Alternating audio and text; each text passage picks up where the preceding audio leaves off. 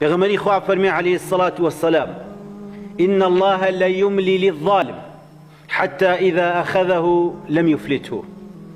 خوای پەروەردگار کات ئەدا بە کەسێکە ظالم بێ، کاتی ئەدا تێ حتا ئەو کاتێک کە ئەیگرێت، ئەو کاتەی کە گرتی ئیتر وازی لێ نایێنێ، لە ناوی ئەدا قوڕ ئەکرێ بەسەریە.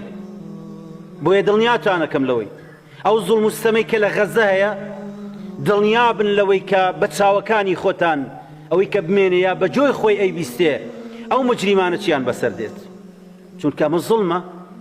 ئەمە خوای گەورە باسی کردووە. خوا زوڵم لە من و تۆش قبوڵ ناکە، نەک لە جوولەکە و لە کافر، لە هیچ کەسێکی قبوڵ ناکە. جا بە تایبەت ئەو خوێن ڕێژێ زۆرەی کە ئێستا هەیە لە ناو وڵاتێکی بێدەسەڵات و وڵاتێکی بێکەس، بۆیە دەبێ ئینسانی ئیماندارە بێەوە بزانێت